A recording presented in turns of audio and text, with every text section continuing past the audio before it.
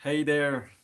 Hello, everyone. Welcome in this new live dedicated to Mongolia and its art and culture to the music.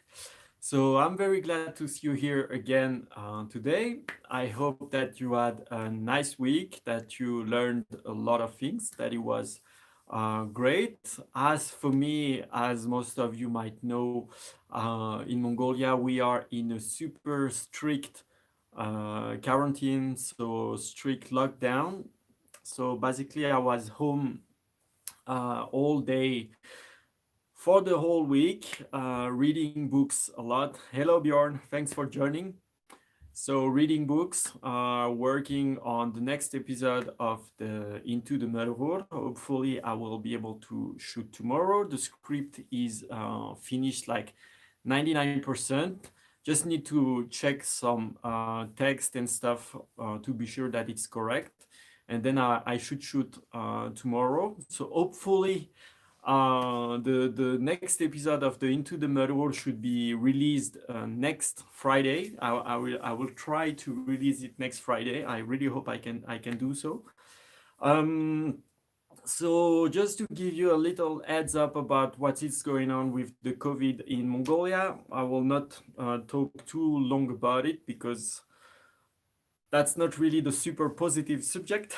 So I will just give you a little sum up, especially for people that are willing to order things from Mongolia for the shipping things and everything. So to make a long story short, basically we are in a very strict lockdown until the 1st of December.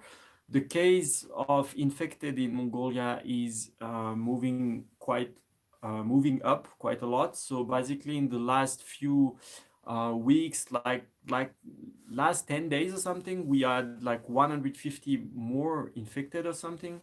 So definitely, the quarantine, the lockdown is much more strict than it was before.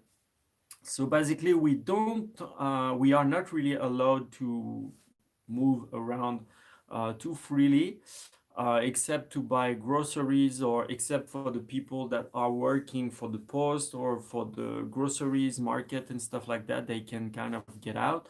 But for the other person, it's more or less forbidden. So basically, for me, I'm just home reading books and stuff, as I said before. So until the 1st of December, that's gonna be quite complicated to make an order, to ship things, to get the motherhood and stuff like that. So might need to wait a little bit more. Hopefully, in the 1st of December, it's gonna kind of solve, so we will be able to get more or less back to normal, to be able to ship instrument, order stuff. And I know some of you are kind of are kind of waiting to get their instrument and stuff like that. So for now, that's a little bit uncertain. About that, I think that's kind of it. We cannot really do much. We can only kind of wait home and avoid spreading more the disease. So hopefully it's gonna get better soon. So that's kind of it for the COVID kind of situation. No, I will move directly. I will kind of move directly to the few questions that are on Discord.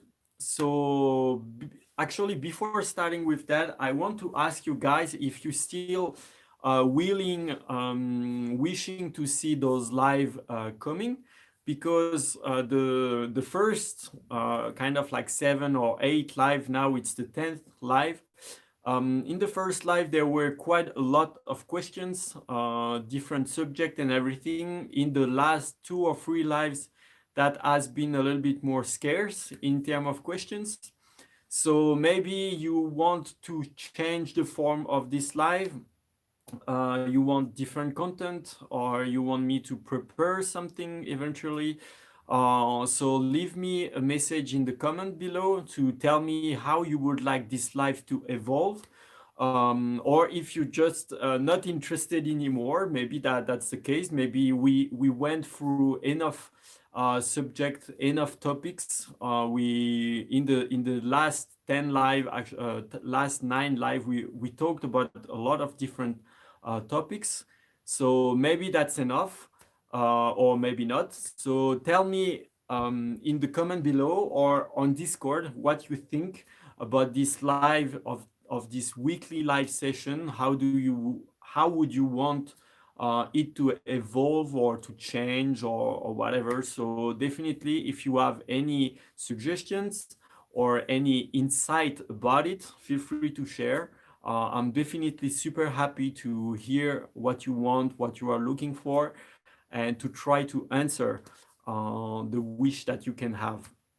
So that's the little note that I wanted to kind of like share with you. So I see Bjorn. Okay, I'm interested, but I can think of more questions right now from my hand. So yeah, I guess we already talked about so many different things. So we covered a lot of different aspects, different subjects, sometimes related to the culture, sometimes that are related to totally different things.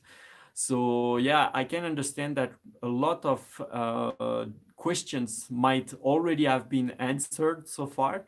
So yeah, let's see how it evolves. For now, that's a moment that I actually enjoy. Doing this live is very interesting. I like to have a more kind of like maybe not human, but a little bit more interaction, a little bit more of interaction with you guys.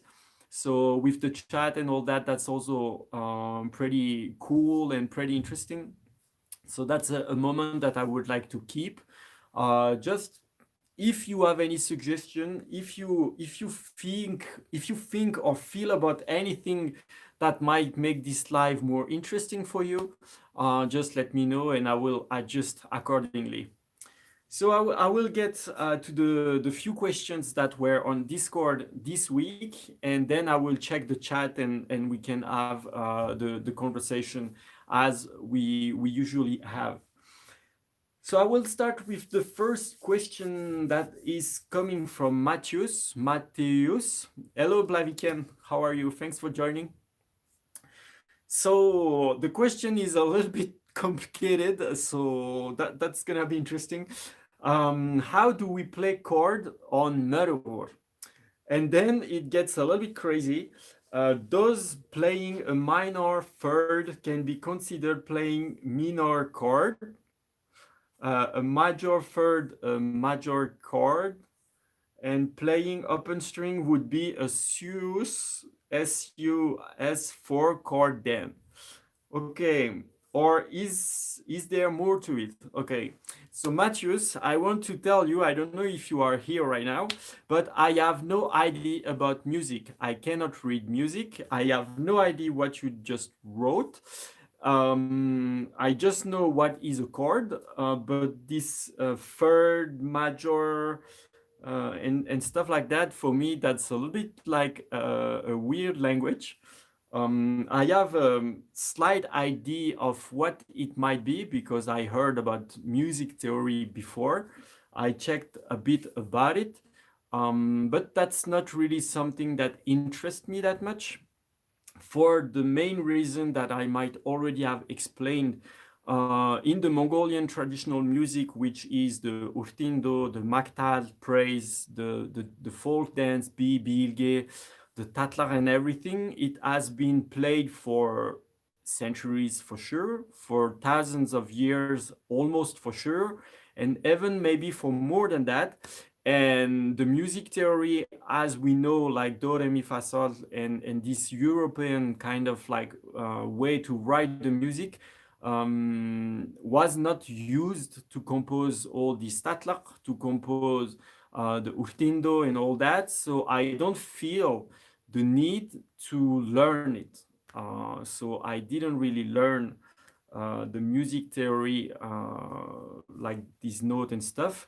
And actually, when I have some books which have score notation for different, maybe urtindo, which is kind of rare, or some other mactal, but it sounds very incomplete.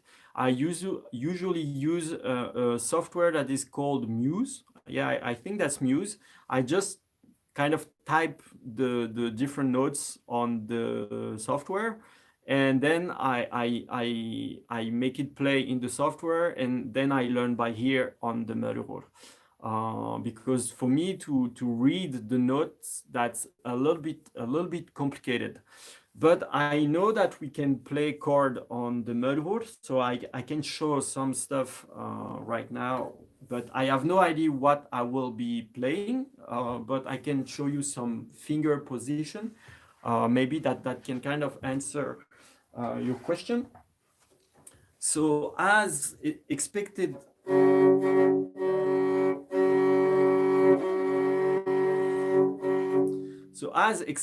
of course, we can play kind of the empty string, but in chord on different area of the neck. So for example, here.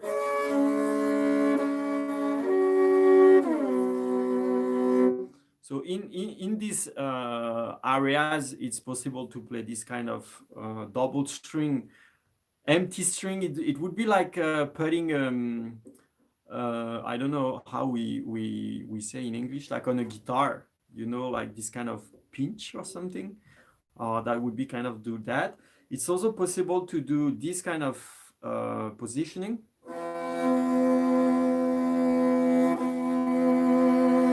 Or this.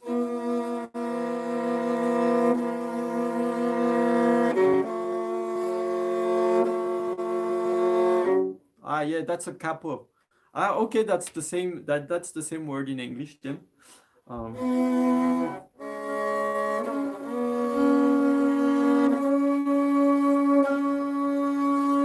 And I think it's also possible to play the octave.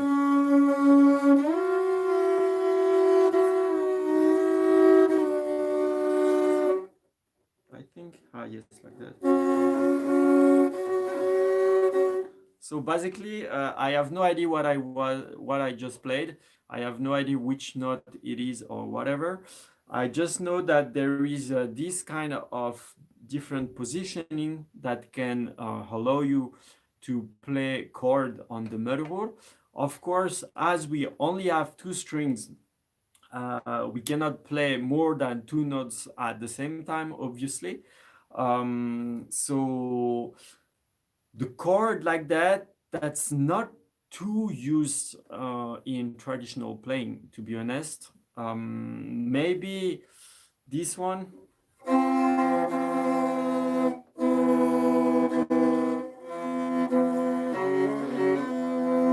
Yeah, this one.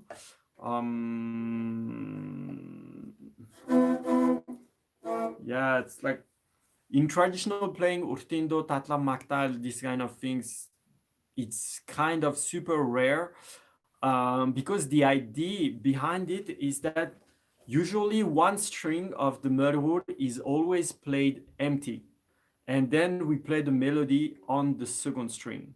So it's kind of the same idea that you have in the Tsuur, so the flute. So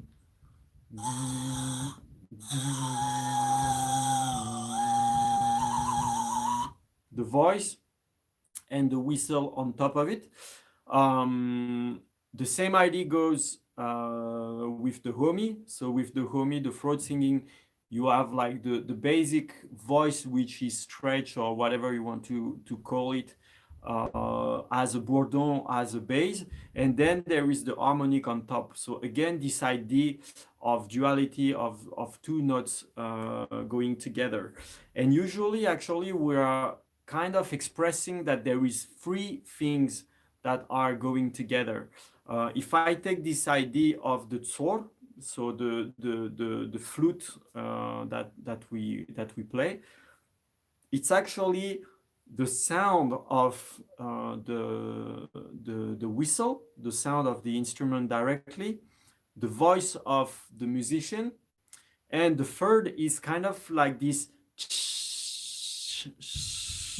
this kind of like sound that goes from the blowing of the air to the instrument. So it's kind of like one which, again, I don't know if you remember this idea of the three kingdoms.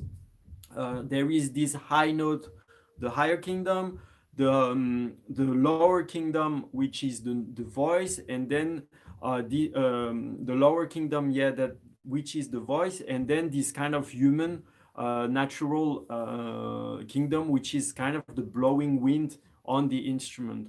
We have the same thing with the Merhor. So we have like the lower string, the higher string. So the third kingdom is kind of like symbolized by the bow. But the thing is that with the Merhor, we have this also very specific temper. And there is this, the, how to say, the connection of the bow on the string also emit this very present sound, like this. It's very present when we play the murder. So again, there is those three sounds going together. So when we play a tatlak, when we play a bilge, usually there is one note, one string that is more or less constant, kind of like on the Tsuur, kind of like on the homi, and the melody is played on the second string. So when it comes to traditional playing, the chords are not that used, they are not used too much, because that would be difficult actually to play a melody while holding one note on the second string. So that would not be that practical. So that's kind of why the chords are not too much used in traditional playing. Of course, when it comes to modern composition, European adaptation, Russian composition, and orchestra and classical music, of course, that's totally different. And then we will have much more chord played on the mudhorn. So as the classical side, the classical trend or art style, I would say, of the mudhorn is not really my field.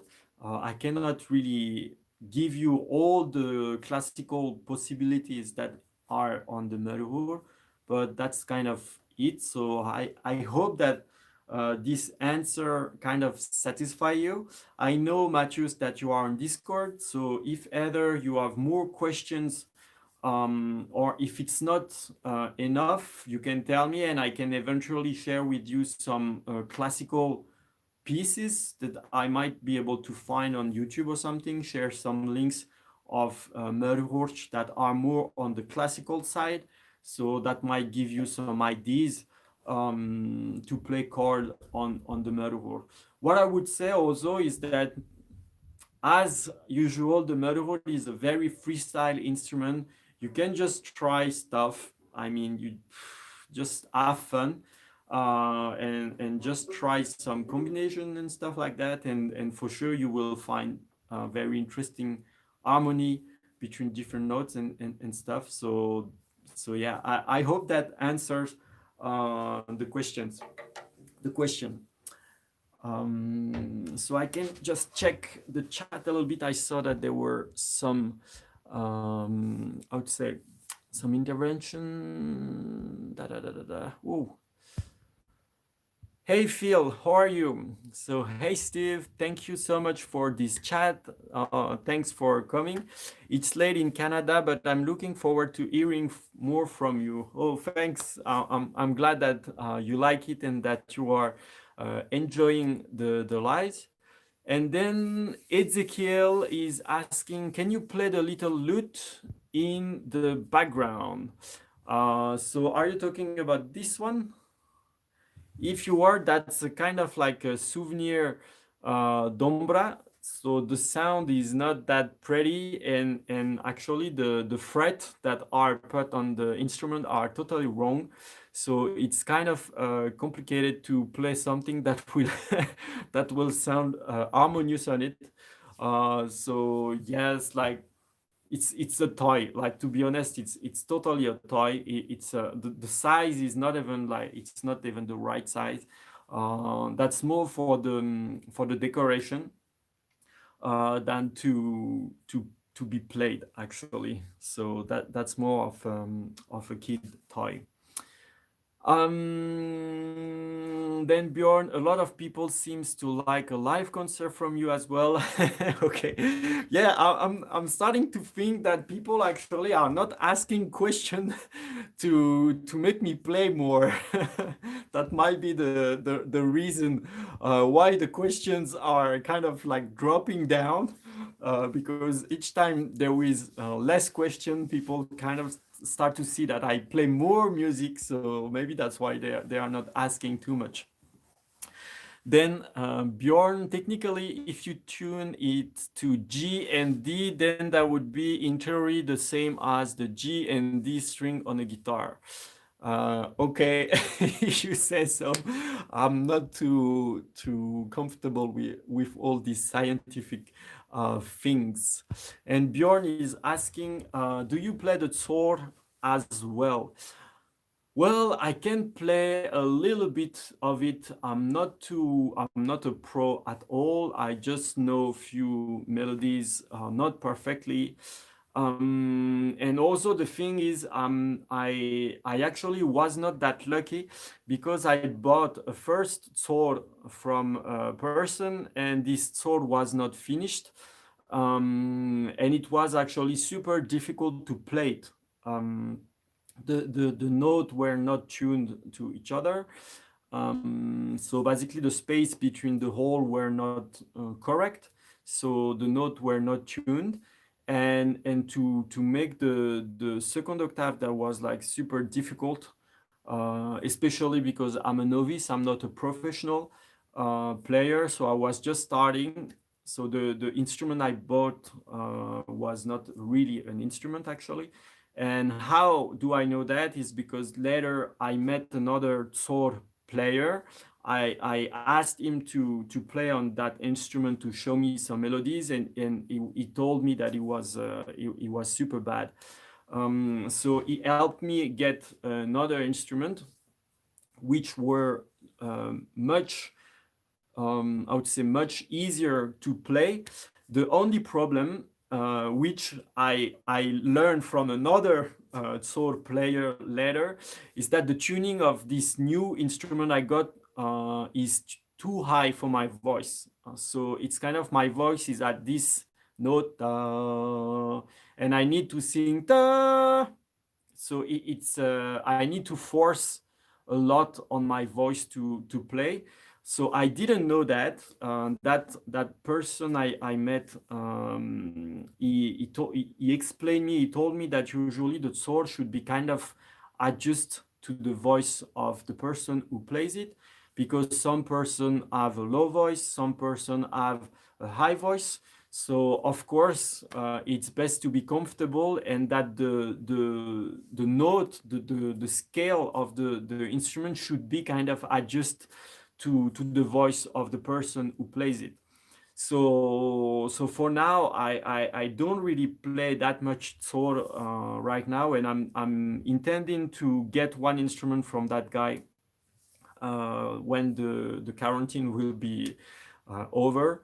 So meet with him again and check with the voice and see what note would be best for me. So I would get a little bit more serious about the Tsuur, because that's also a very, very nice instrument. So I can play a little bit. I got the basics kind of. I can make it sound with the voice together. But the melodies and the feeling and all that, it's not too smooth yet. So I will get a little bit more serious about the Tsuur a little bit later, especially when I will get, I would say, an instrument which is adapted to me, kind of. So, yep. Joy, hello Joy, welcome here. I think you might be new here. He or she's asking, tell me about your first impression about Mongolia. I heard there is none of COVID-19 in Mongolia. Is that true? So I will go through those two questions very fast, because in the beginning of this live, I actually talked a little bit about the COVID-19. We just had an outbreak in last week. So now we have COVID-19 inside Mongolia. We have around 100 cases, 120 cases or something like that. So we have a pretty hard lockdown. So that's kind of the situation right now. And about my first impression when I came in Mongolia, to be honest, I was super frustrated and disappointed for one main reason is that when I was in France, in Paris, the things I was seeing about Mongolia, it was always the nature, always the steppe, always the Mongolian in the dell, the singer, the dancers, the countryside, the herd, and all that. And when I arrived in Mongolia, of course, I arrived in Ulaanbaatar, and that's a city, so it's gray. 7 years ago, the city was not as pretty as it is right now. A lot of things were still under construction. Some roads were not even finished and all that. So I was a little bit shocked and disappointed when I came in Mongolia, in UB, in Ulaanbaatar. And after a week, I went to the countryside and I saw the real, if I can say, the real Mongolia, like the countryside and the artists and this kind of pastoralism lifestyle and the communication with nature, with the animals and all that. And then that's when I really, really fell in love and I decided not to go from this country and stay here and learn and all that. So that's kind of it about the first impression. I kind of sum it up because I already talked about it quite a lot. So I don't want to repeat and repeat again and again this answer. Martin Luc, oh, a French guy. Salut, bisous d'Alsace. C'est fou que tu n'appuies pas sur la corde sur le manche, mais utilises ton doigt comme fret. Ça n'a pas l'air évident. So he's saying that it's pretty amazing that there is no fret on the neck and that we use the finger directly to play on the instrument. So I will first react in French and I will say a little bit later, translate in English. So, sorry. Martin Luc. Alors ouais, c'est relativement. Déjà, merci d'être sur le live. C'est super cool de rejoindre. En ce qui concerne les frettes et la façon de jouer cet instrument, c'est effectivement super original. Ça change beaucoup des instruments, de la plupart des instruments qui existent, dans lesquels il y a souvent une frette qui sert à donner la note, ou alors ça peut être comme sur un piano, des marteaux qui viennent faire vibrer des cordes qui ont des tailles spécifiques pour avoir des notes toujours parfaites, etc. Donc c'est vrai, effectivement, c'est super intéressant et c'est une des raisons pour lesquelles personnellement je suis vraiment tombé amoureux de cet instrument. C'est notamment cette façon de le jouer. C'est-à-dire que, ben, effectivement, il y a aucun filtre en fait entre la corde et la personne qui joue. C'est vraiment autant sur une guitare ou même sur un violon sans fret, il y a quand même le contact avec le manche, avec le bois du manche. Sur le Morin Huur et sur quelques autres instruments, notamment là où le tagelharp nordique ou alors le sarangi indien, il y a vraiment juste la corde et le doigt, donc soit la pulpe, soit les ongles, ça dépend des personnes, ça dépend du style.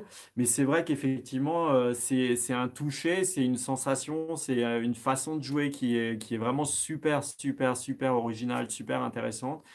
Et ouais, ça paraît aussi un peu mystique. Et une autre chose qui est aussi super impressionnante, en tout cas moi ça m'a vraiment énormément impressionné quand j'ai vu pour la première fois quelqu'un jouer de cet instrument, c'est qu'en fait il touche pas le sol, il est vraiment juste coincé, tenu entre les genoux, entre les jambes.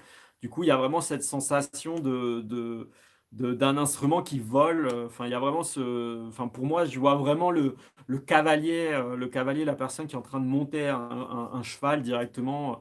Donc c'est vraiment un instrument qui est super, super intéressant. Et si vous jouez pas encore, et si ça vous intéresse, définitivement, vous pouvez en acheter un et vous y mettre, commencer à jouer, sentir un peu toutes ces mélodies, toute cette culture qui est, comment dire, qui est portée par cet instrument, quoi. Donc c'est vraiment une perle culturelle internationale, j'ai envie de dire, et une perle culturelle clairement nationale ici. Donc voilà, bah, je vous invite clairement, si vous ne le jouez pas encore, si vous en jouez pas encore, et si ça vous intéresse, ben, à vous en procurer un, soit par mon biais, soit par n'importe quel autre biais, comme ça vous tente, et puis ben, de vous y mettre et de vivre le truc clairement. Et si vous en avez déjà un, si vous jouez déjà du Morel, bon bah c'est parfait quoi. Okay, so just to sum it up, that little reaction toward this reaction, that's indeed pretty original to play the Marhur. The play style is very unique, as that person Martin Luc said that there is no fret. There is only one contact between the finger and the string, so that's one of the reason which made me fall in love for this instrument, because the touch of it, the way to play it is very mystical for me. And as I was saying, the second thing is that the way the instrument is being held, it really looks like a rider, a person that is riding a horse. It's like the instrument is flying. It doesn't look stuck, or it's not on the ground, it's not sitting on anything. It's kind of flying, because we hold it from the two sides, so the bottom of the instrument is not sitting on anything. So it really gives this, for me, it really gives this idea, this image of a flying instrument kind of, and a person that is riding the instrument. um, so yeah, that's a very unique. And I was saying also that there is some other instruments that kind of use these finger string techniques, like the tagelharp in the Nordic culture. There is the sarangi, the kobuz. The sarangi is Indian, the kobuz is Kazakh. Kobuz. I'm not sure I'm spelling it correctly. So yeah, that's a very unique thing to feel. And I was inviting him, if he doesn't have a Marihor yet, to just get one and feel all this culture, all these melodies, which are kind of like carried by this instrument, because that's like, yeah, that's super unique and amazing. So yeah, I see that there is some other reaction. Joy is reacting and saying, I am exploring about the tradition of Mongolia, but lack of information about, I really can't catch the main idea of the Marihor and any other countryside tradition. Can you explain me what's the soul thing, kind of these things, and what attracted you into this stuff? Also, is there any main religion in Mongolia? Okay, Joy. So for the first question, you can just watch my Into the Murhur show. I explain all that in detail. So you can just watch the episodes, and you will have all your answers definitely. About the religion in Mongolia, the main religions, I would say, is one side for the shamanism, Tengurism, and on the other side the Buddhism. And now there is also Muslims, there is Christians, there is many different kind of Christians, some different kinds of Buddhism. So in terms of religion, that's very cosmopolitan. There is a lot of different religions. They are kind of all cohabiting all together, but the main religion is still the Buddhism, because it was really forced a lot in the last few centuries. but the traditional religion or the traditional worship, I would say, is more related to the shamanism and in more ancient time, the Tengrism. So yeah, that's kind of it for the religions. Okay, so that's kind of it for the reaction on the chat. So for now, I can get to the second. Actually, Matthews had a second question, so I can get to it right now. So that second question was: I have seen several people playing Morin standing. Is there a way for non-invasive belt attachment? What would be the best? Okay, so about the standing model plane, let's see. Just drink a little bit.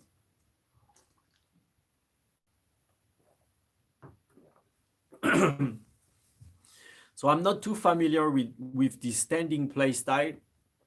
I'm not. I saw a few stuff. I saw different things. So the first thing I saw is kind of like a plate on which the murderer is kind of like standing. So that would be kind of something like that. So the murderer would be on it. So that's kind of like a open little box, which can be like few centimeters or something. And there, how was that? And I think maybe a strap going like that, and then coming on the shoulder, coming on the chest, coming on the hips. There is different designs actually for that. Unfortunately, I'm not too aware of that because for me that's a little bit weird to play this instrument standing.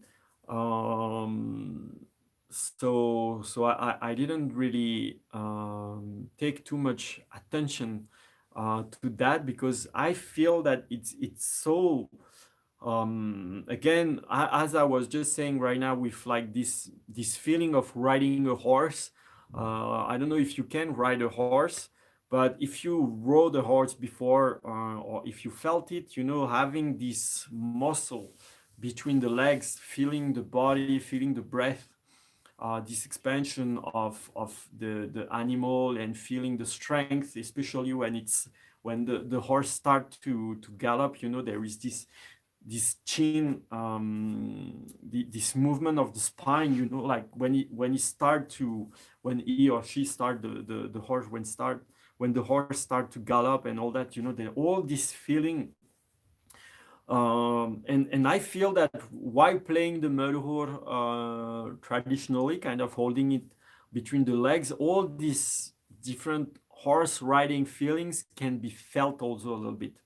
And especially, I mean, with a good instrument, the vibration is quite well transmitted in the box. And this vibration can be felt in the legs like a lot, especially if you are very relaxed. That vibration of the instrument, the vibration of these frequencies and all that can be felt in the knee, until the feet, until the hips and all that. So for me, I really love to play in that way.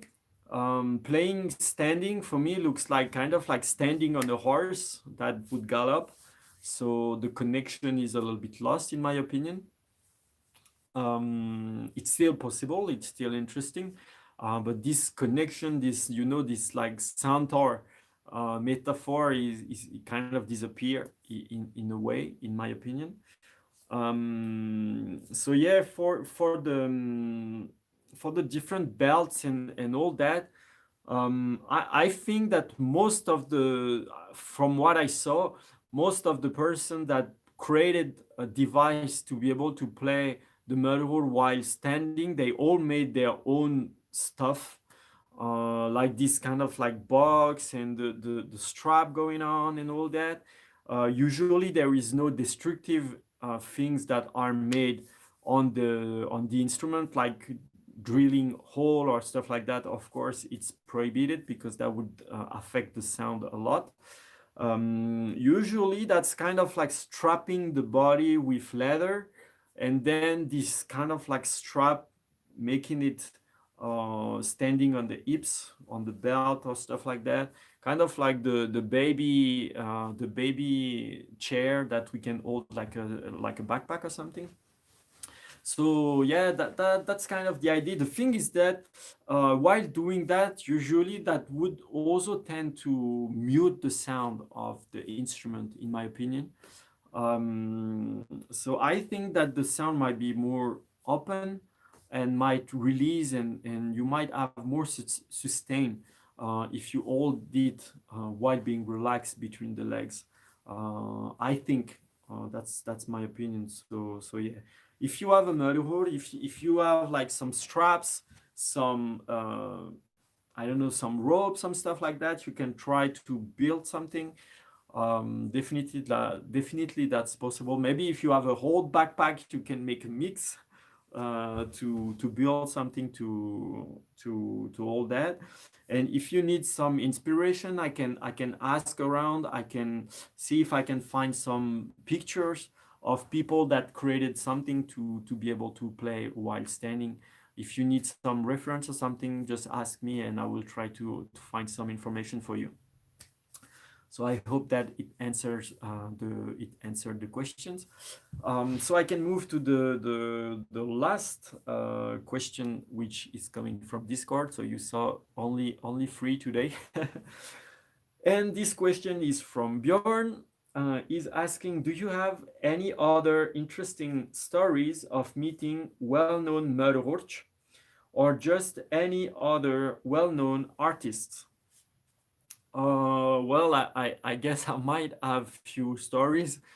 I have some that are not that positive, so I will not talk about that. I can talk about the few person that really marked, really changed my experience in Mongolia. The first person I can talk about is my Murhur teacher, Shinsak, which is the lead Murhur from Domok. He might be one of the best, if not the best, Murhur around. With the Domok band, I don't know if you know, with the Domok band, they won. I think they won every award that is possible to win in the folk, kind of the folk music category.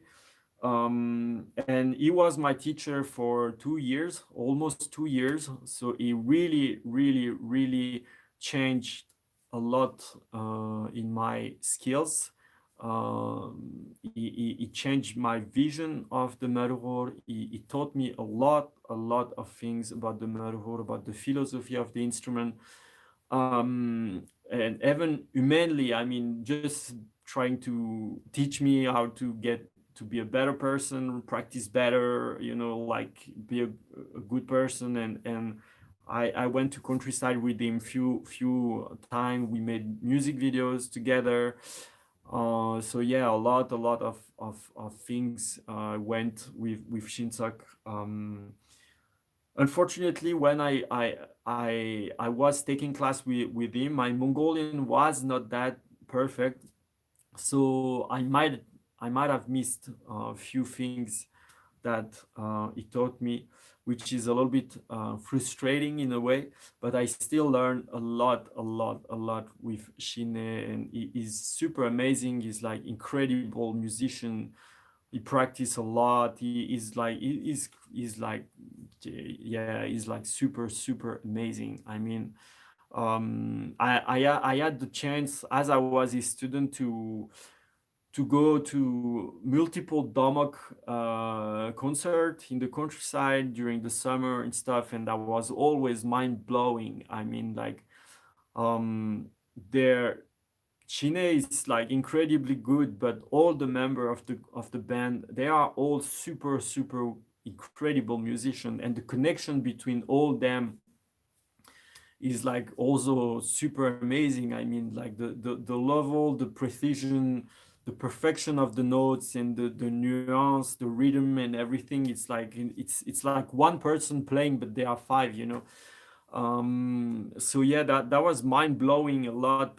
And that was super incredible to have this guy just there. I mean, it was not just some YouTube videos that I saw or whatever. I was with them in the car while eating and you know, just like going in the countryside and seeing the concert and not just seeing the performance, but seeing before, after, just sharing time and joking and stuff like that. So that was super incredible, and it went almost for 2 years, which I took class with him like 3 times a week for almost 2 years. So that was a huge amount of information, of knowledge, of skills that he shared with me, and he shared in a very open way.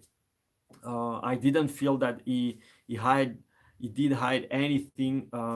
He was super open, sharing his secret, how to play better, how to put more emotions and all that. He really shared everything, like just give it everything on a plate. So that was incredibly amazing. Seriously, that was super great. So that's one amazing Merhorch I was able to meet, and more than meet actually, to learn from him and that. So yeah, that was amazing. Shinsalgen, which is like super amazing. Then another pretty incredible musician, which I also took lesson from for around 6 months, is Batox Oyunbirlik, which is part of the quartet that plays with, you might know also the Batserra, which is a legend, kind of like the Mongolian Chibudak. That's kind of the same level. So I took class with Batox Bach for 6 months, and it taught me a lot about the urtindo, about the philosophy on how to play the urtindo on the Merhor, how to follow a singer, the mindset, the philosophy behind the urtindo. Um, is a pretty incredible also, like his level of playing is also his level of musicality, like the music theory. Wow, I mean, he's a computer. For me, that was super mind blowing because I cannot really read the music, and it would just take whatever is on paper and just read and play directly with the feelings and everything. And it's like, whoa. So that was super mind blowing. So he tried, he tried to teach me a little bit of music theory, which I tried to learn a little bit. But I was much more interested in the urtindo. So I was kind of following while he was playing. And I did a bunch of videos also to learn by ear and all that, and took a lot of notes from what he taught me and everything. And he's also using this traditional holding of the bow. So he explained me also the difference between the different modern holding, traditional, which I shared to you into the Merhor show. So a lot of this information actually comes from Bad Talksbach. Um, so yeah, and same the same. He shared his knowledge, what he knew, the stories and everything. He shared very openly. Um, I mean, I really have a lot of respect for him as well, because he's seriously an amazing musician, and he knows he's a library as well of urtindo, of melodies and all that. So that's another pretty amazing Merhorch that I met here. Another, actually, the first Merhorch that I met was Oyuna from the Artan Orak band, because he was the person teaching in the school I enrolled when I came in Mongolia. So he was also pretty interesting. Um, Interesting in a way that he had this. He was not just a musician. He was also kind of like a director, you know. Um, like the stage presence, the how the person look while playing. He was taking attention about all that. Not just okay, play those notes and things and play with the emotion. And no, was like how you get on the stage, how you sit once you get on the stage, in which hand you are holding the instrument. And Oyuna was like that. It was like super, um, yeah, super amazing. And if you know like Artan Orak, they are a band that is now 15 years old or something. They are kind of the first rock Mongolian band, kind of rock, hard rock mixed and all that, ethno folk, something like that. And Oyuna was like a super amazing musician, super skilled. They had this very unique Melodies shape, the cape and this black dress and with the hoodie and all that was like super crazy. And that was 15 years ago. So a lot of people actually kind of like took ideas from them. Um, and I say was because he passed away 2 years ago. So that was the first Murderwatch, the first real Murderwatch. Real by, okay, I saw his video on the YouTube, and then I was in the classroom with him taking lesson from him. I have some videos recording. He plays on my instrument, and he shows me, okay, now you need to do like that. If you do like that, that's not gonna sound nice. And so yeah, the he was very unique because he had this stage mindset as well, not just the music, but all the things that goes around. For a musician, it's like how to get on the stage, how to hold the instrument, how to sit, how to move, how to salute, how to finish how to get out of the stage and all that. He was teaching and sharing about all that. So he was also a very pretty amazing musician. Then maybe you know about the band Alte, which is also pretty amazing. So I met them a lot, especially because I was taking class. I was kind of doing interview with the beach, which are the dancer of the band, to record melodies of the bilge, to learn about what the bilge is meaning, what they knew, and all that. So I met them a few times for research, and I took class with one of the dancer for a while, um, Zodla, to learn the bilge. So I didn't learn the bilge, but I can do a little bit of bilge thanks to him. So he was also quite passionate. So he taught me a lot of things also about the philosophy of the bilge, of this dancing, traditional dancing. And the Alte band, they're pretty amazing. And of course in the band, they are all from the countryside. They have this very countryside mindset, very friendly and singing, and there is this, I don't know, very nice family mood in the band. So, and their music is super positive also. So yeah, that's a band also that I had few connection.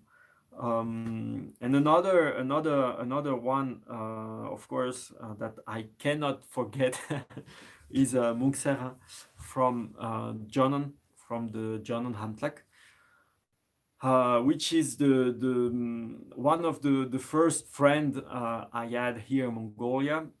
And so I could get in the backstage of the Jonan band from almost like 6-7 years ago, when I came in Mongolia, and he welcomed me like a brother, like seriously. He lived just next door, so we are pretty in touch. And he's also same super amazing musician. All the band, all John and band, they're like seriously amazing people. They're like so friendly, so helpful.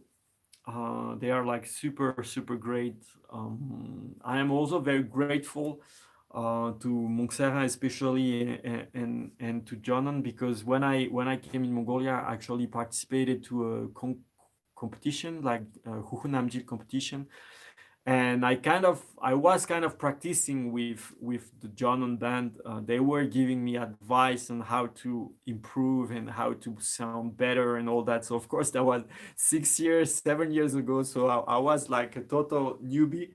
I didn't really know that much. I could not play that well, but they were super passionate, super helpful, giving advice and all that. So the Jonan band also, if you don't know that band, Jonan, seriously take a look because their music is also super unique.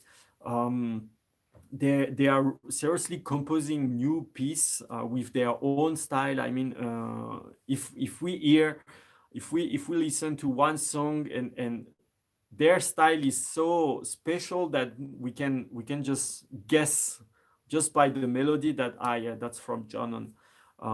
They have this very very unique style, very unique composition method and all that. So also a pretty incredible band, John.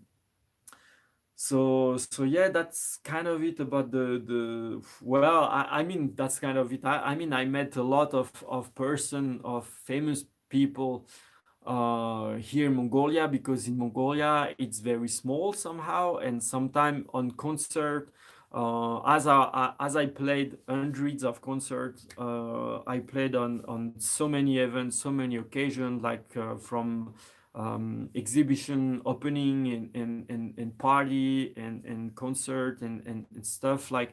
The Merhur is always in the opening kind of, and I had a lot of opportunities to play at the opening of event. So I could participate in many different places. So actually, yeah, I had the chance, the luck to meet with so many amazing artists, which I cannot I cannot list right now because it would last a lot. But like this one that I just shared are really the person that in terms of musicians that really amazed me and were helpful, share their information, their knowledge very openly with me. So I'm very, very grateful. So yeah, that's kind of it. Of course, there is so many different person I actually met, like Monkserin, another Monkserin, which is my Merhur making teacher.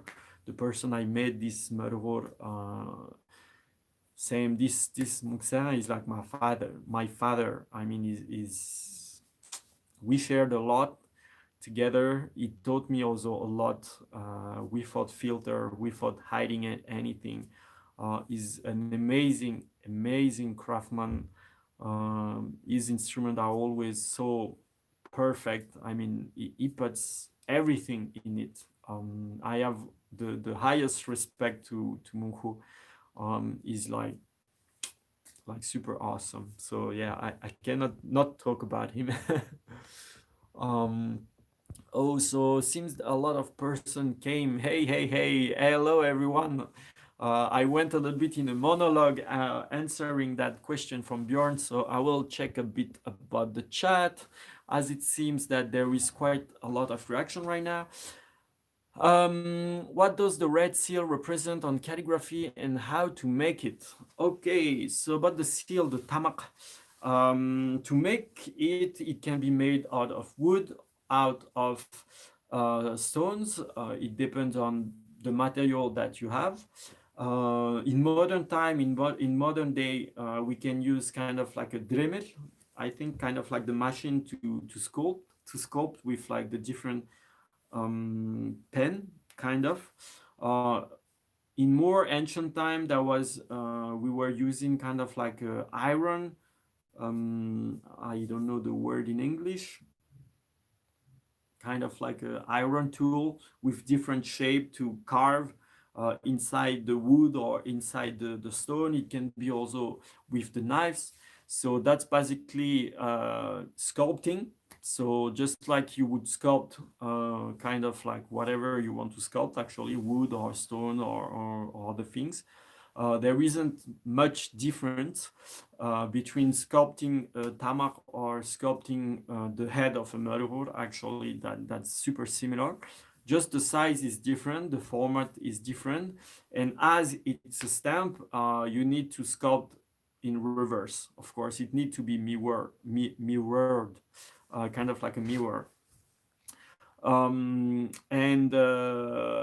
yeah, that's kind of it. So for it's not always red actually. It can be green. I saw green one. I saw blue one. I think I saw black one also. Yellow also. So it's not always red. And actually, why is it red? I have a doubt. I'm not sure 100% why it was red at the beginning.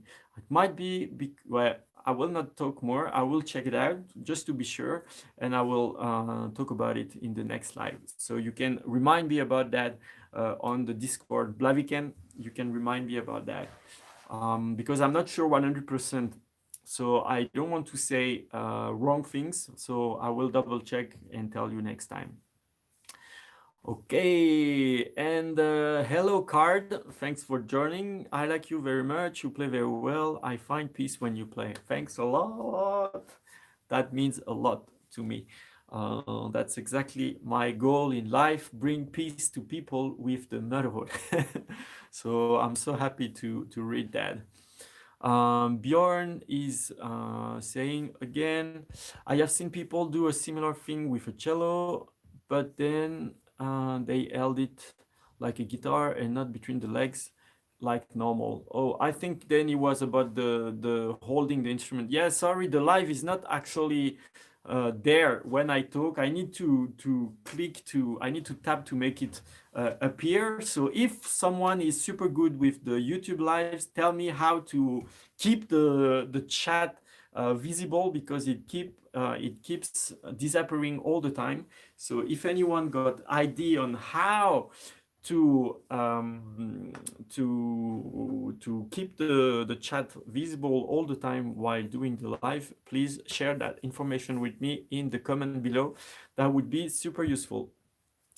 And Martin, les noms et prénoms mongols sont incroyablement turcs. So he's saying the name of the Mongols sounds incredibly like the Turk one. So yeah, the Turk and the Mongolian language seems to be quite close. So I don't know the Turk language enough. I don't know the Turk language at all, actually, so I cannot say. So I will not say anything about that. Bjorn is saying, Shinsak is one of the guy I had heard of when I started learning. It seems like he might train his whole life. Okay, Bjorn, so basically, yes, that's exactly what he did. He basically, well, I don't want to talk too much about his private life, of course, but basically, he trained crazy for like 20 years or something. And I'm not kidding. I mean, he's been practicing like maybe 15-hour day or something for 20 years. So I always love to take this example of Shine, because for me, this guy doesn't have any talent. And let me finish before becoming crazy. For me, Shinetsak doesn't have any talent. It's like total dedication and hard work. I mean, I saw him practice. Is like super strict. Is like even when he practices, is giving everything. Is 200% all the time. He's not just slagging off and okay, now it's my practice and I play the scale. No, he's like all the time. It's crazy. I mean, and for me, I find it very disrespectful to say, yeah, this guy is just talented.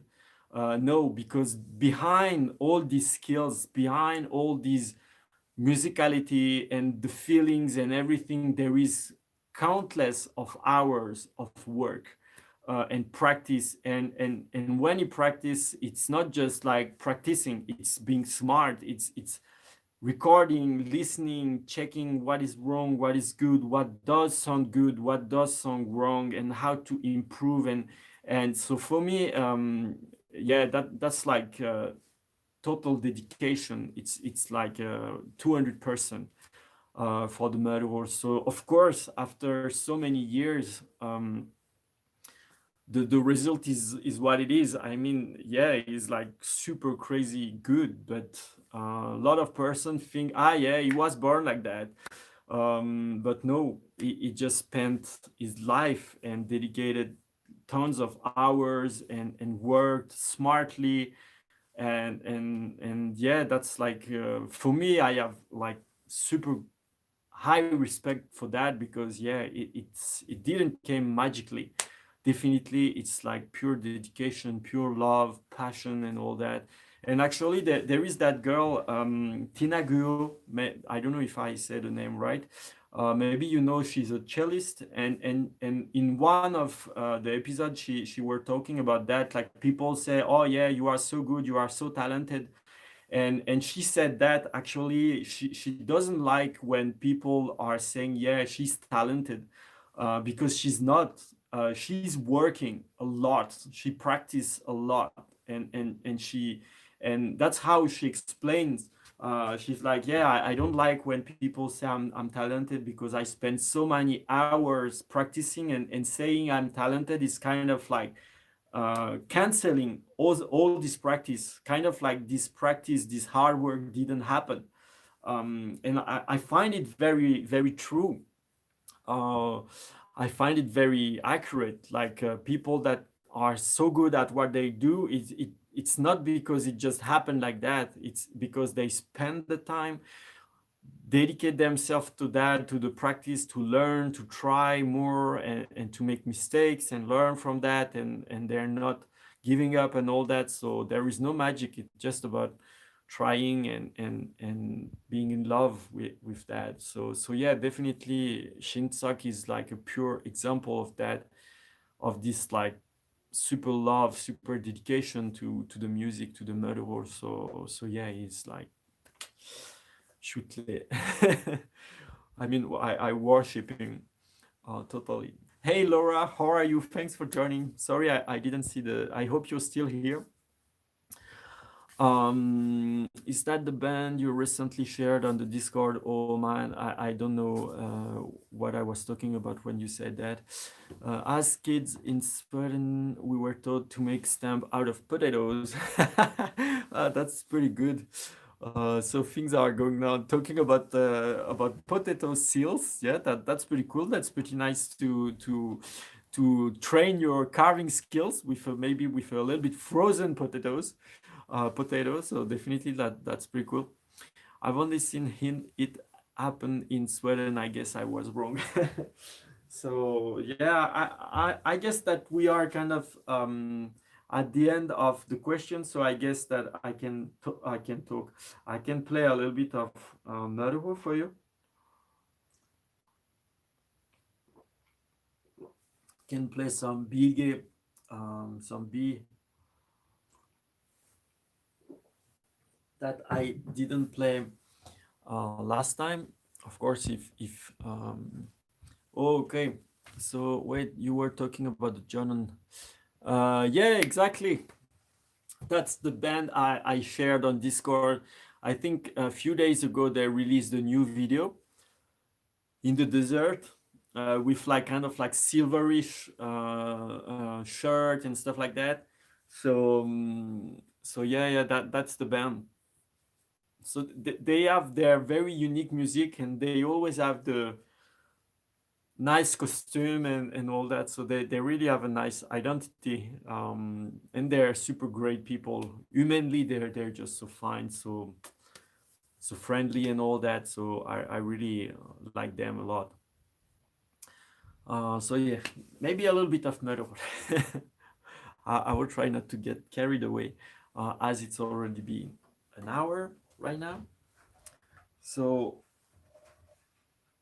I can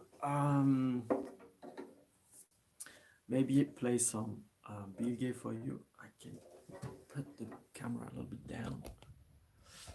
Can I, like that? Okay. Yeah, I guess it's enough. Yeah, to have the full neck.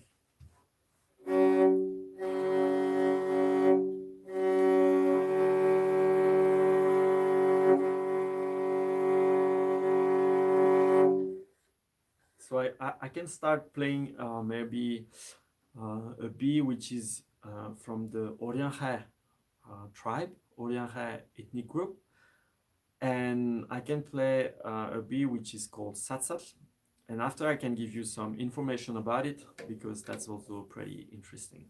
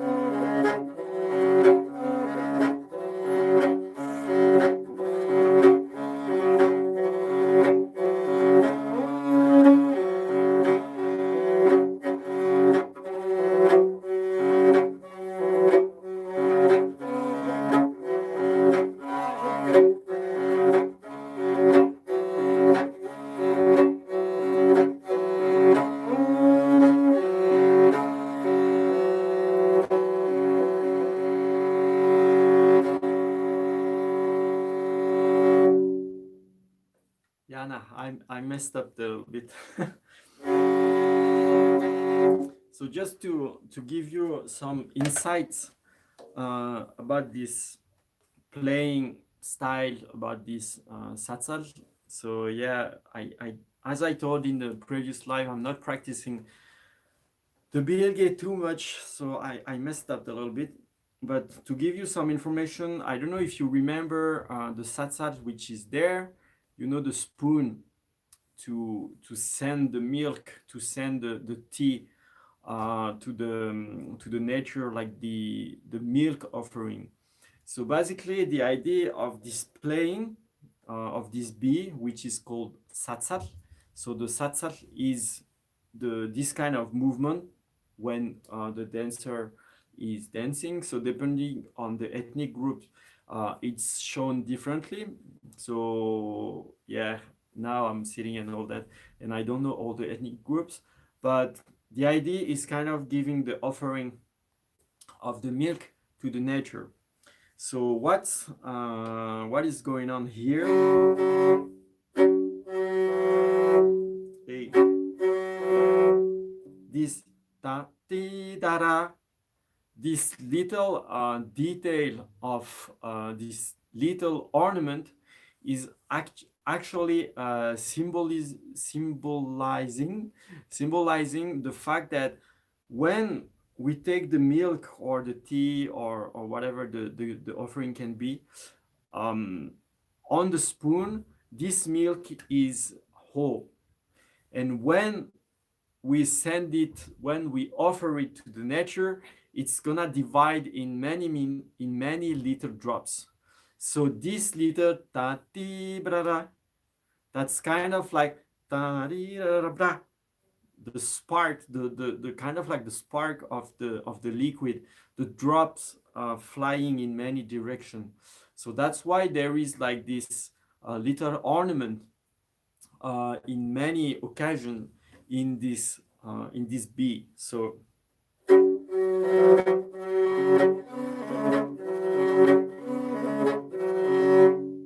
this little ornament is definitely symbolizing like this tea or this milk tea, or the milk kind of separating into nine, kind of, if there is nine hole in the spoon, into nine specific part, kind of. So I find it very interesting because this ornament is very present in the satsal bilge, in the satsal B, and they're not always there in the other B. Oh, the battery! Oh, my phone is not charging. Yana. Oh, okay. Sorry, I thought the phone was charging. Oh, okay, just a second. This is a technical problem. Why?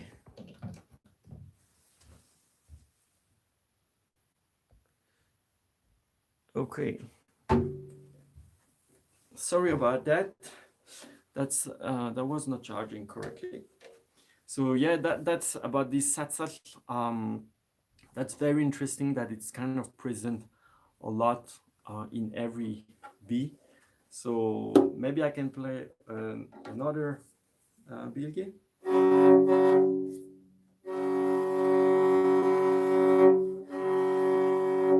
So maybe a Bayat bilgi. So the Bayat tribe is very, the movement, they are not moving too much on the legs. They're kind of sitting, and it's mostly the top part of the body that is moving for the Bayat tribe. And the melodies are always very, very soft. There is not too much accent in it. Like for example, this Orienha, it's very sharp.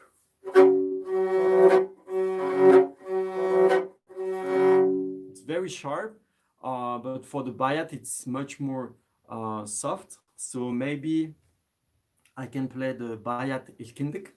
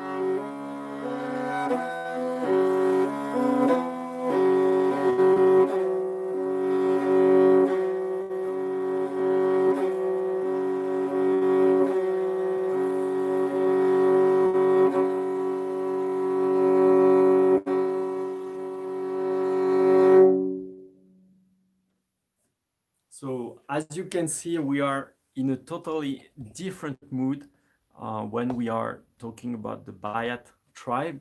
It's way more soft, totally different kind of mood, as the movement are much more, yeah, I don't know how to say it. It's like, yeah, much smoother kind of. So maybe another Bayat B, which is very cool, the Bayat Murgus.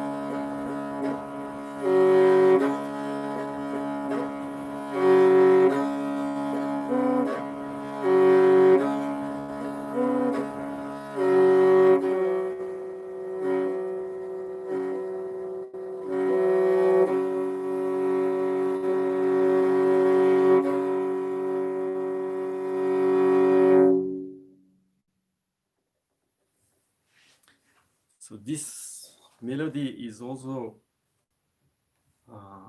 pretty awesome. Uh,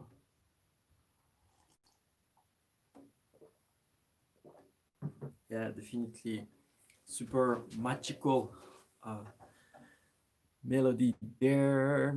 Tengis Narambat Seno. Nice to see you here. I'm glad you joined. Bjorn is, it's fascinating how everything seems to have a meaning behind it in the music. Is that what plays in the Merhor, in the background of the Merhor? Ah, yeah. So, yeah, for those Bilge are recording that I made beforehand, and then I put them randomly in the background of the Into the Merhor. It's not always the same melody. There is seven or eight melodies that I kind of like switch to have only one melody per episode. So it's not always exactly the same melody. And yeah, definitely there is meanings behind almost every little detail in the melodies. So that's super interesting, super, I mean, that's crazy fascinating because all these melodies kind of like can represent so many different things. It's only two strings, three if we take the symbolism ID, and it can represent so many different kind of stuff from the nature things, from this, just like what we saw right now, this the liquid that separates itself. I mean, that's super precise. That's that's a very small detail that can be represented in those melodies. And when it comes to the horses, of course, then that's becoming like super precise. Sometimes we can even feel the well, maybe I exaggerate a little bit, but we can even feel the color of the horse in a melody sometimes, or with the different animals, the wind and the water and all that. So yeah, that's like I mean, that's super fascinating, and that's really something that I want to dig into, you know, not just play the melody and say, okay, that's the melody, that, and okay, I play and thank you and bye bye. No, it's important, I think, that I always take that example, you know. I guess that everyone knows the four seasons of Vivaldi. I mean, if the person who plays that think it's about pizza, it's not gonna work. I mean, it's the person needs to know which season they are playing, at least that this thing is about a snowflake, or this is about like a bee that is going in the flower, or this is about the storm or the wind, and then they can play accurately, and then it can sound like the fourth season, right? But if someone is just playing the melody, is not aware of what is behind it, then what's the point of it? What's the point? I mean, it's useless. Better not play it, because it's just empty words. It's just air, kind of. And even the wind, the air can talk more than that. So I think that it's super important to know what is behind all those melodies, and not just play the melody without knowing. Of course, for Vivaldi, now we kind of, everyone knows that, or Mozart or all that. For this folk, more ancestral culture, the knowledge is kind of disappearing. But I think it's important to try to preserve it, to save it, and to spread the information also, because a lot of people, they play and they're not sharing the knowledge behind it, the knowledge behind the melody. It's just like, okay, that's the melody, and okay, and that's it. So sometimes they don't know, so of course they cannot share, and sometimes just not thinking about it, or they want to keep it secret or whatever.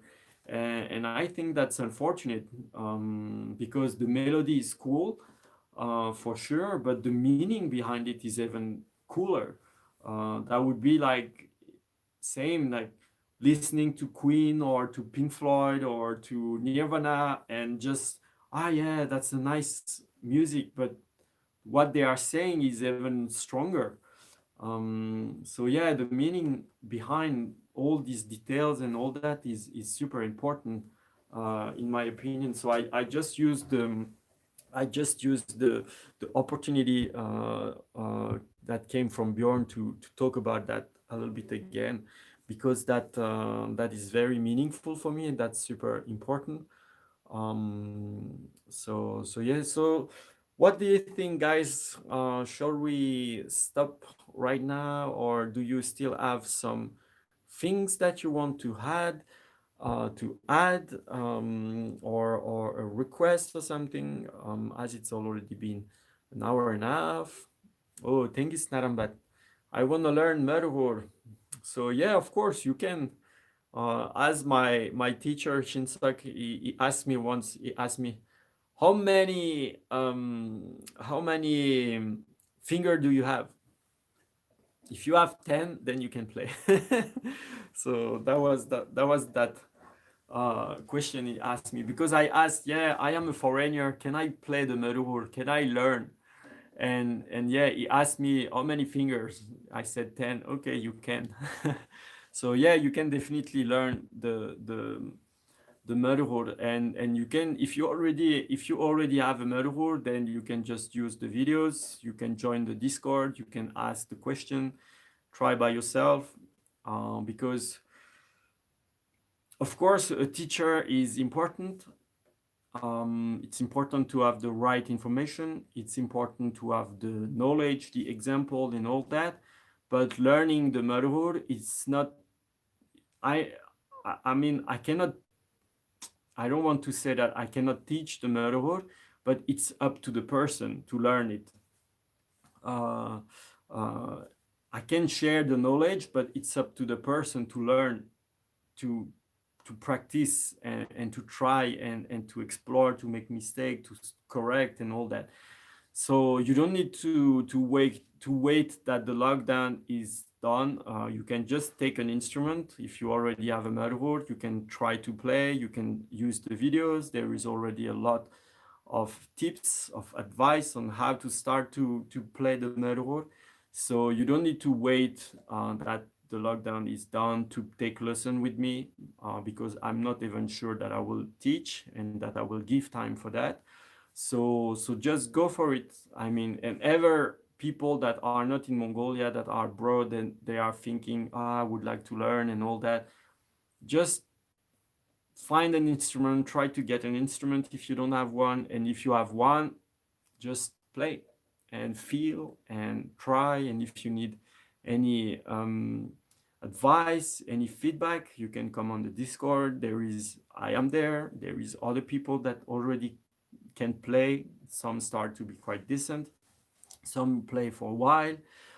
So you can get feedback from them as well. So that's always interesting to share, the knowledge and all that. So definitely just play. No need to wait for a teacher. I didn't really wait for a teacher. So just, and now I don't have any teacher anymore. So yeah. Serdastir, hello. Oh, bonjour. Comment allez-vous? Merci de rejoindre le live. So a French, or actually a French question. Est-ce que tu vis de ta musique ou tu as un autre travail à côté? Oh, very, very, very sensitive question there. So do you live from your music, or do you have a work on the side? Okay. So that's a little bit sensitive. So I will first again, talk in French, and get the answer in English just after. Donc non, je ne vis pas de ma musique. Je n'ai pas de travail. Je suis complètement volontaire. Et ma seule façon de survivre, ma seule façon de vivre, c'est les donations des personnes qui me suivent. Donc en fait, ouais,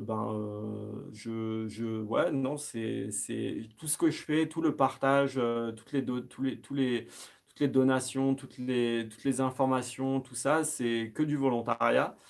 J'ai pas de salaire pour faire ça. Je fais ça tout seul. Je suis indépendant. Donc après, j'ai plusieurs personnes dans mon entourage, des professeurs de langue, des linguistes, des musiciens, etc. Donc, qui me donnent des informations. Donc, c'est pas, ça sort pas du chapeau. Tout ce que je partage, c'est pas sorti du chapeau. C'est des années de recherche, des années d'échanges avec des scientifiques, avec des musiciens, avec des linguistes, etc. Ou mes expériences à la campagne, mes rencontres, etc. Et tout ce partage, ben, c'est du volontariat, parce que c'est ma passion, j'ai envie de dire l'amour de ma vie presque. Donc ouais, c'est ça. Et après, les gens qui sont touchés par ce geste, par cette intention, ils sont libres de soutenir, de faire une donation, d'acheter une calligraphie, d'acheter les musiques que j'ai sur mon site, de faire une souscription sur le site, etc. Voilà, c'est comme ça. Donc après, bah, j'arrive à m'en sortir à peu près. Je commence à avoir des donations régulières. J'arrive à peu près à vendre des calligraphies de temps en temps, etc. Donc maintenant, j'arrive à peu près à m'en sortir. Je peux continuer à partager cette passion à travers le monde. Donc, bien sûr, après, toutes donations sont les bienvenues. Plus j'ai de donations, plus je peux me focaliser sur ça. Après, effectivement, de temps à autre, à côté, ici, je donne des petits concerts. Parfois, je donne quelques cours. Je fais des conférences, etc. Je partage des informations, etc. Comme ça. Donc, ça me permet de parfois gagner un petit peu d'argent comme ça. Mais bon, c'est aussi un peu sous forme de donation, de volontariat, etc. J'ai pas vraiment de statut. Je suis officiellement étudiant, donc j'ai le droit de travailler environ une vingtaine d'heures par mois. Donc ça fait à peu près mes heures si je puis dire, mes heures, mes quelques conférences mensuelles, mes quelques petits concerts mensuels. Donc ça rentre dans mon statut d'étudiant, donc dans ces 20 heures de travail autorisées légalement. Et après, ben, sinon, oui, c'est que les donations des personnes qui veulent soutenir ce projet, soutenir le partage culturel, soutenir mes recherches, etc. Donc voilà, j'espère que ça répond à la question. So to briefly translate about this, he or she said that I could answer in English. So I will just say what I said in French briefly in English.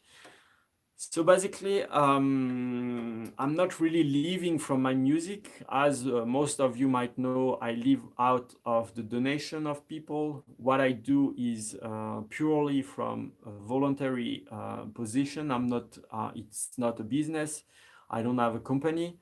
I don't plan to make a company. I don't plan to make this a business, because for me, I want the culture is something that everyone should be able to learn without paying anything. I always take that example. I'm pretty sure you all had a grandmother, a grandfather, and your grandmother or your grandfather taught you things from your own country, from your own custom, from your own culture, whatever. And I'm pretty sure you never paid your grandparents to for the teaching.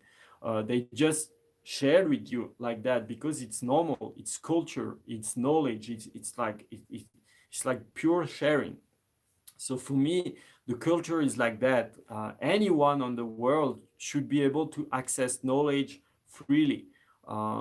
So that's why I do what I do, the way that I do it, so freely, based on the on a voluntary point of view. I'm just sharing my experience. So the thing is that I do all that kind of alone, but on the side, I have people that help me, that are also giving their time and giving their knowledge and skills freely to me. Sometimes I need to pay, but most of the time, people are just willingly helping me the same way. So the knowledge that I get from some of my teacher, linguists, musicians, or people in the countryside and all that, they most of them they share the knowledge just from a random encounter. Of course, when I take lesson, I need to pay for it, and all that I share now in this live in the into the Morin show and all that, it's the fruit of all this time, of all that money that I spent for lesson, and the encounter, the different talk and all that. So I share it freely, and I want it to be free, and I will do it always for free, because for me the culture is like water. It's like, well, water is not free anymore, but it's like the air. I mean, for me, that's a nonsense that we need to pay for culture, for knowledge. That's something that should be open to anyone. So that's why I want to keep going on a donation on the I want to be generous, and people that are touched by that, they can be generous also. And I also find it very unfair that some people need to pay $1,000, and for them that's a lot of money, and some other also pay $1,000, but for them that's nothing. I feel that it's very unfair. So that's why the donation, in my opinion, is much more fair, because someone can give five, and it means this for them, and another person would give 100 and it means the same. So people can take the knowledge, they can learn freely, and they can give kind of at the scale of what they can, of their possibility. So, and if they don't want to give, then that's fine. I mean, I'm not doing that to get the money. I'm doing that to share the knowledge and to spread the culture. So yeah, and as I was saying, sometimes I give some conference, I give some little concert, and I get paid for that. So that kind of get into my student visa. As a student, I can have few hours of work on a month. So these little concert and all that kind of fit in this legal work that I can do monthly. So of course, to be honest, I'm not riding a Porsche. I'm not riding anything. Actually, I'm just walking. I'm not too greedy. I'm not eating 10 kilos of food every day. I'm very simple. I dedicate all my money to my place, so I can have a roof under my above, not under. Can I? So I can have a roof above my head, and I can have a little bit of food, and the rest goes for the motherhood, for the culture, for sharing. And I really want to do that as long as I can. So that's really out of passion. So yeah, I hope too that people will keep supporting, donating, and hopefully that will grow. So again, I'm not doing that to be a star. I'm not doing that to get rich. If I get more money, that's more money that I will invest in the culture, to give better content, to pay other musicians. That's things that I already wrote actually on my website. You can read that, and that's been this idea for years now. So I will just keep doing that. And yeah, I think that's it for today. So I can wait few seconds if there is another uh, question or something. And if not, then I guess that will be it for today. So as I will just drink a little bit.